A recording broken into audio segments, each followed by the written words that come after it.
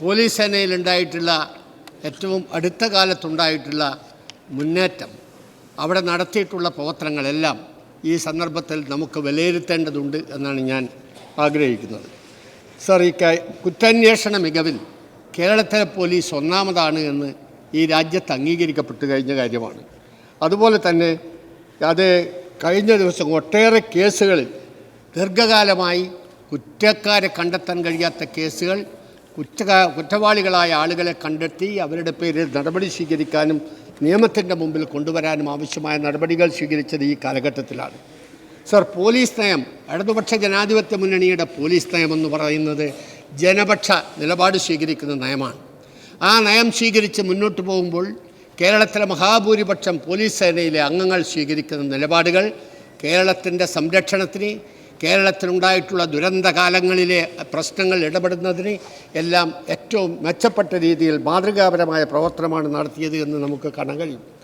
Sir, ഇവിടെ നമുക്കെല്ലാവർക്കും അറിയാവുന്ന കാര്യമാണ് കോവിഡ് കാലത്തെ പോലീസ് സേനയുടെ സേവനം.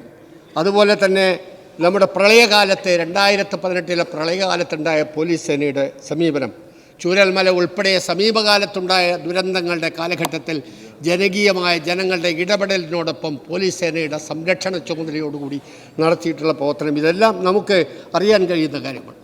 സാർ, ലഹരി മയക്കുമരുന്ന് മാഫിയകളെ നിയന്ത്രിക്കുന്നതിന് വേണ്ടി കേരള പോലീസ് നടത്തിക്കൊണ്ടിരിക്കുന്ന പ്രവർത്തനങ്ങൾ, ഈ സമീപകാലത്ത് അതിൻ്റെ പേര് കേരളത്തിൽ കുറ്റവാളികളായ ആളുകളെ കണ്ടെത്തി നിയമത്തിന് മുമ്പിൽ കൊണ്ടുവരുന്നതിന് വേണ്ടി സ്വീകരിച്ചിട്ടുള്ള ഒട്ടേറെ പ്രവർത്തനങ്ങൾ, ഇതെല്ലാം ലഹരിമുക്ത കേരളം എന്ന ലക്ഷ്യത്തിലേക്ക് മുന്നോട്ട് പോകുന്നതിന് വഴിവെച്ചിട്ടുണ്ട് എന്നുള്ളത് ഈ കാലഘട്ടത്തിൽ നമുക്ക് കാണാൻ കഴിയുന്ന കാര്യമാണ്. സർ, അതുപോലെ കേരളത്തിൽ കഴിഞ്ഞ 2016 തുടർന്നുള്ള വർഷങ്ങളിൽ വർഗീയ സംഘർഷങ്ങൾ ഒന്നുപോലും ഉണ്ടായിട്ടില്ല എന്നത് ആർക്കും നിഷേധിക്കാൻ കഴിയാത്ത കാര്യമാണ്. ഇവിടെ ഒരു വർഗീയ സംഘർഷത്തിനുള്ള ഒരു ശ്രമവും നടത്താൻ ആർക്കും കഴിയുന്നില്ല. വളരെ സംഘടിതമായി പോലീസ് സേന ആ കാര്യത്തിൽ ഇടപെട്ടുകൊണ്ടിരിക്കുന്നു എന്നതാണ് നമ്മുടെ മുമ്പിലുള്ള അനുഭവം. അതുകൊണ്ട് തന്നെ ഞാൻ ഈ കാര്യം പറയുന്നത് കഴിഞ്ഞ 2012-13 കാലത്ത് അന്ന് കാഞ്ഞങ്ങാട് മേഖലയുണ്ടായ വർഗീയ സംഘർഷം, അതാണ് സമീപകാലത്ത് 10-15 വർഷങ്ങൾക്കിടയിൽ ഉണ്ടായിട്ടുള്ളൊരു സംഭവമായി നമുക്ക് ചൂണ്ടിക്കാണിക്കാൻ കഴിയുന്നത്. അത് അടിച്ചമർത്തുന്നതിന് വേണ്ടിയുള്ള നിലപാടെന്ന് സ്വീകരിക്കുമ്പോൾ ഇടതുപക്ഷ ജനാധിപത്യ മുന്നണി പ്രസ്ഥാനം അതിൻ്റെ മുമ്പിലുണ്ടായിരുന്നു. ആ വർഗീയ സംഘർഷത്തെ നിയന്ത്രിക്കണമെന്ന പേരിൽ അതിനിടപെടേണ്ടി വന്നിട്ടുള്ള സാഹചര്യമാണുള്ളത്. എന്നാൽ ഈ കാലഘട്ടത്തിൽ അതൊന്നും ഉണ്ടായിട്ടില്ല എന്നതാണ് നമുക്ക് കാണാൻ കഴിയുന്നത്. പോലീസ് സേനയിൽ പുതിയ തലമുറയെ വളരെ ബോധപൂർവം ഒരു ഉത്തരവാദിത്വമുള്ള പൗരബോധത്തോടു കൂടിയുള്ള ഒരു വിഭാഗത്തെ വളർത്തിയെടുക്കാൻ SPC ഉൾപ്പെടെയുള്ള പ്രവർത്തനങ്ങൾ നടത്തുന്ന മാതൃകാപരമായ കാര്യങ്ങൾ എല്ലാവർക്കും അറിയാവുന്നതാണ്. കേരളത്തിലെ SPC, അതിലൂടെ വളർന്നു വന്നിട്ടുള്ള പുതിയ ചെറുപ്പക്കാരും അവരുടെ പുതിയ ബോധവും അതിൻ്റെ അടിസ്ഥാനത്തിൽ നടക്കുന്ന പ്രവർത്തനങ്ങളും ഉൾപ്പെടെയുള്ളത്, ജനമൈത്രി പോലീസിൻ്റെ പ്രവർത്തനങ്ങൾ, ഇതൊന്നും ആർക്കും നിഷേധിക്കാൻ കഴിയാത്ത കാര്യമാണ്. ഈ കാര്യങ്ങളെല്ലാം ഉള്ളപ്പോൾ അങ്ങിങ്ങായി കാണുന്ന ഏറ്റവും ചെറിയ പുഴുക്കുത്തുകൾ തീർച്ചയായും പോലീസ് സേനക്കകത്തുണ്ട് എന്ന് നമുക്ക് കാണാൻ കഴിയും. അത്തരം പുഴുക്കുത്തുകൾക്കെതിരെ ശക്തമായ നടപടി സ്വീകരിക്കുന്നതിനാണ് ഇടതുപക്ഷ ജനാധിപത്യ മുന്നണിയുടെ ഗവൺമെൻറ് ഇപ്പോൾ പ്രവർത്തിച്ചുകൊണ്ടിരിക്കുന്നത്. ആ നടപടികൾ ഓരോന്നും ഇവിടെ എണ്ണി പറയാൻ നമുക്ക് കഴിയും. എത്ര ആളുകളെയാണ് സർ പോലീസ് സേനയിൽ നിന്നിപ്പോൾ പിരിച്ചുവിട്ട് കഴിഞ്ഞിരിക്കുന്നത്? ഏത് കാലത്താണ് ഇത്ര ആളുകളെ പോലീസ് സേനയിൽ നിന്ന് അക്രമത്തിൻ്റെ പേരിൽ, ധിക്കാരത്തിൻ്റെ പേരിൽ, അവർ കാണിച്ച കൊള്ളരുതായ്മയുടെ പേരിൽ എപ്പോഴാണ് ഇതിനു മുമ്പ് പിരിച്ചുവിട്ടിട്ടുള്ളത്? അന്നെല്ലാം അവന് സംരക്ഷണം നൽകിയതിൻ്റെ എത്ര തെളിവുകളാണ് സർ നമ്മുടെ മുമ്പിലുള്ളത്?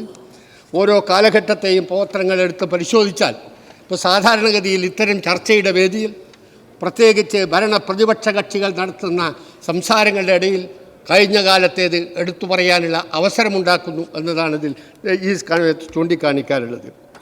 സർ, മുത്തങ്ങ സമരം ഇവിടെ എല്ലാവർക്കും അറിയാവുന്ന കാര്യമാണ്. ഇവിടെ സൂചിപ്പിച്ചു യോഗിക്ക് നേരെ, യോഗിയെ വെടിവെച്ച് യോഗി മരിച്ചതിൻ്റെ കാര്യങ്ങൾ, അതിനെ തുടർന്നുണ്ടായിട്ടുള്ള സംഭവങ്ങൾ, അവിടെ ക്രൂരമായി നടന്ന അന്നത്തെ അക്രമങ്ങൾ ആർക്കെങ്കിലും നിഷേധിക്കാൻ കഴിയുമോ സർ? അതുപോലെ തന്നെ അങ്ങനെ കൊല ചെയ്യപ്പെട്ട യോഗിയുടെ സഹോദരിക്ക് ജോലി കൊടുക്കാൻ ഇടതുപക്ഷ ജനാധിപത്യ മുന്നണിയുടെ ഗവൺമെൻറ് വേണ്ടി വന്നു എന്നത് അറിയാവുന്ന കാര്യമല്ലേ സാർ? ഇതിനു മുമ്പ് ആരെങ്കിലും അത്തരം ഒരു കാര്യങ്ങൾ ഇടപെട്ടിട്ടുണ്ടോ? ഗവൺമെൻറ്റിന് എങ്ങനെയാണ് ഇത്തരം വിഷയങ്ങളിൽ ഏറ്റവുമേറെ സഹതാപമർഹിക്കുന്ന പ്രശ്നങ്ങളിൽ നടപടി സ്വീകരിക്കേണ്ടത് എന്ന് മാതൃകാപരമായി തെളിയിക്കുന്ന നടപടിയാണ് ഇടതുപക്ഷ ജനാധിപത്യ മുന്നണി ഗവൺമെൻറ്റിൻ്റെ ഭാഗത്തുനിന്നുണ്ടായിട്ടുള്ളത് എന്ന് കാണാൻ കഴിയും. സർ, 2012-13 കാലഘട്ടത്തിലെ ആ കാലഘട്ടത്തിൻ്റെ പ്രത്യേകതകൾ എല്ലാവർക്കും അറിയാം. അന്ന് ഷോക്കടിപ്പിച്ച് പിടഞ്ഞുകൊണ്ടിരുന്ന മനുഷ്യനെ കണ്ട് രസിച്ചു തുള്ളിയ പോലീസുകാരുണ്ടായിട്ടില്ലേ സാർ? ഞാൻ നേരത്തെ പറഞ്ഞതുപോലെ പോലീസ് സേനക്കകത്തുള്ള ഇത്തരം ക്രിമിനലുകൾ എണ്ണത്തിൽ കുറവാണെങ്കിലും അവരുണ്ടാക്കുന്ന ഭീഷണിയും അവർ ഉയർത്തുന്ന പ്രശ്നങ്ങളും ഏത് കാലത്തും ഉണ്ടായിട്ടുണ്ട് എന്ന വസ്തുത നിഷേധിക്കാൻ കഴിയാത്തതാണ്.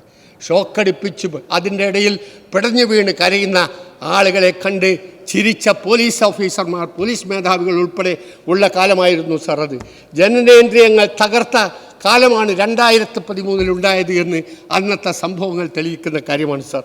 ഏത് കാലത്തും ഉണ്ടായിട്ടുള്ള കുറവുകൾ ആ പോലീസ് സേനക്കകത്തുള്ള ഏതാനും ആളുകൾ കാണിക്കുന്ന കൊള്ളരുതായ്മയുടെ, അവരുടെ ധിക്കാരത്തിൻ്റെ, കാടത്തത്തിൻ്റെ ഫലമായിട്ടുള്ളതാണ് എന്ന് അംഗീകരിക്കുകയാണ് എല്ലാവരും സ്വീകരിക്കേണ്ട കാര്യം. അത് ആ കാലത്തുണ്ടായിട്ടുണ്ടെങ്കിൽ ഈ കാലത്തുണ്ടാവുന്ന കാര്യങ്ങളിൽ പോലീസ് ഗവൺമെൻറ് നടപടി സ്വീകരിക്കുന്നു, അത്തരം ആളുകളെ പിരിച്ചുവിടുന്നു.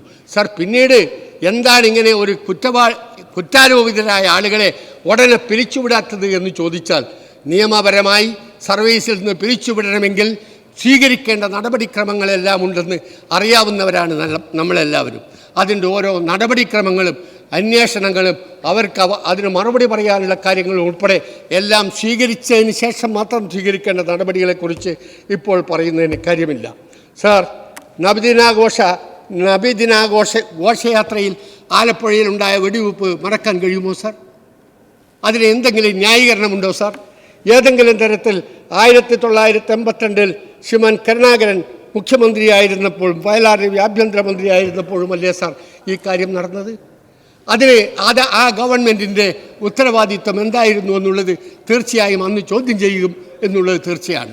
പക്ഷേ അത് നമ്മൾ ആലോചിക്കേണ്ടത്, ഏത് ഗവൺമെൻറ്റിൻ്റെ കാലത്തും വഴിവിട്ട രീതിയിൽ പ്രവർത്തിച്ച പോലീസുകാരുണ്ടെങ്കിൽ, പോലീസ് ഉദ്യോഗസ്ഥന്മാരുണ്ടെങ്കിൽ, പ്രഖ്യാപിത പോലീസ് നയത്തിന് വിരുദ്ധമായി പ്രവർത്തിച്ചാൽ അവരുടെ പേരിൽ നടപടി സ്വീകരിക്കുക തന്നെ ചെയ്യും. LDFൻ്റെ പ്രഖ്യാപിതമായ പോലീസ് നയത്തിൽ നിന്ന് വ്യതിചലിക്കുന്നവരുണ്ട് എന്ന അപൂർവം കാണുമ്പോൾ അവരുടെ പേരിൽ നടപടി സ്വീകരിക്കുന്നുണ്ട്. തുടർന്ന് അത്തരം പ്രവർത്തനങ്ങൾ ഉണ്ടായാൽ മുഖം നോക്കാതെയുള്ള നടപടിയായിരിക്കും കേരളത്തിലെ ഗവൺമെൻറ് സ്വീകരിക്കുന്നത് എന്ന് ഈ സന്ദർഭത്തെ ചൂണ്ടിക്കാണിക്കാൻ ഞാൻ ആഗ്രഹിക്കുകയാണ്.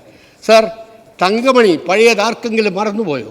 തങ്കമണി സംഭവത്തെ തുടർന്നുണ്ടായിട്ടുള്ള കാര്യങ്ങൾ, സംസ്ഥാന യുവജനോത്സവത്തിൻ്റെ വേദിയിലേക്ക് കടന്നു കയറി ലൈറ്റ് ഓഫ് ചെയ്തില്ല എന്ന കാര്യം പറഞ്ഞ് അന്ന് നടത്തിയിട്ടുള്ള പരാക്രമങ്ങൾ, പോലീസുകാർ നടത്തിയിട്ടുള്ള പരാക്രമങ്ങൾ എത്രയാണ് സാർ? കീഴ്മാട് അന്ധവിദ്യാലയത്തിൽ കയറി കണ്ണ് കാണാൻ കഴിയാത്ത കുട്ടികളോട് കാണിച്ചിട്ടുള്ള പരാക്രമങ്ങൾ എത്രയാണ് സാർ? അതിനെല്ലാം ആരായിരുന്നു, ഏത് കാലത്താണ് ചെയ്തത് എന്ന് നമുക്ക് പരിശോധിക്കേണ്ടതായി വരില്ലേ സാർ? തീർച്ചയായും അത്തരം സന്ദർഭങ്ങളിൽ അതിന് ഉത്തരവാദികളായ ആളുകളെ, അത്തരം ഉദ്യോഗസ്ഥന്മാരെ സംരക്ഷിക്കുന്ന നിലപാടാണ് UDF സ്വീകരിച്ചതെങ്കിൽ ഇടതുപക്ഷ ജനാധിപത്യ മുന്നണി അത്തരം ഉദ്യോഗസ്ഥന്മാരുടെ പേരിൽ നടപടി സ്വീകരിക്കാനും ആവശ്യമായി വന്നാൽ തെളിവുകളുടെ അടിസ്ഥാനത്തിൽ പിരിച്ചുവിടുന്ന ഉൾപ്പെടെയുള്ള നടപടികൾ സ്വീകരിക്കാനും മടി കാണിച്ചിട്ടില്ല എന്നതാണ് ഇവിടെ നമുക്ക് കാണാൻ കഴിയുന്നത് സാർ. അതുകൊണ്ട് ആ പഴയ കാര്യങ്ങളൊക്കെ പറഞ്ഞാൽ ഒരുപാട് പറയേണ്ടി വരും സാർ. ആന്റണിയുടെ കാലത്താണ് ശിവഗിരിയിൽ സന്യാസിമാരുടെ തലയടിച്ചു പൊട്ടിച്ചതാണ് ആരാണ് സാർ? പാവങ്ങളായ സന്യാസിമാരോട് ക്രൂരകൃത്യം കാണിക്കാൻ എന്തായിരുന്നു സാർ അതിന് കാര്യം? അവിടെ കടന്നു കയറി അവർക്ക് നേരെ അവരെ സന്യാസിമാർ പുറത്തിറങ്ങി എന്തെങ്കിലും കലാപത്തിന് ഇറങ്ങിയവരാണോ സാർ? കലാപകാരികളെ നേരിടുന്ന രീതിയിൽ അവർക്ക് നേരെയുള്ള പരാക്രമങ്ങൾ കാണിക്കേണ്ടതുണ്ടോ സാർ? അത് നടത്തിയിട്ടുള്ളത് നമുക്കാർക്കും അറിയാൻ കഴിയുന്ന കാര്യമല്ല. മറ്റിപ്പോൾ ആരാണ് കുറ്റവാളി എന്ന് കണ്ടാൽ അവരുടെ പദവിയോ അവരുടെ സ്ഥാനമാനങ്ങളോ അവരെ കലാരംഗത്തെ പ്രതിഭകളോ മറ്റേതെങ്കിലും രംഗത്തുള്ള പ്രധാനികളോ അല്ലെങ്കിൽ ഏതെങ്കിലും മതമേധാവികളോ ആണെങ്കിൽ പോലും അവരുടെ ഒക്കെ തന്നെ പേരിൽ നടപടി സ്വീകരിക്കാൻ മടിക്കാത്ത ഒരു നിലപാടാണ് കേരളത്തിലെ ഇടതുപക്ഷ ജനാധിപത്യ മുന്നണിയുടെ ഗവൺമെന്റ് സ്വീകരിച്ചുകൊണ്ടിരിക്കുന്നത്. ഏറ്റവും മികച്ച പോലീസിലുള്ള ഇവിടെ എല്ലാവർക്കും അറിയാം, സമാധാനപരമായ ജീവിതം കേരളത്തിലൊക്കെ ഇന്ത്യയിൽ സർ, UPയിൽ ഗുജറാത്തിൽ നടന്നുകൊണ്ടിരിക്കുന്ന അതിക്രമങ്ങളുടെയും അവിടെ ആ പോലീസുകാർക്ക് അത് നിയന്ത്രിക്കാൻ കഴിയാത്തതിന്റെയും കണക്കുകൾ നമ്മുടെ പുറത്തു വന്നുകൊണ്ടിരിക്കുകയല്ലേ?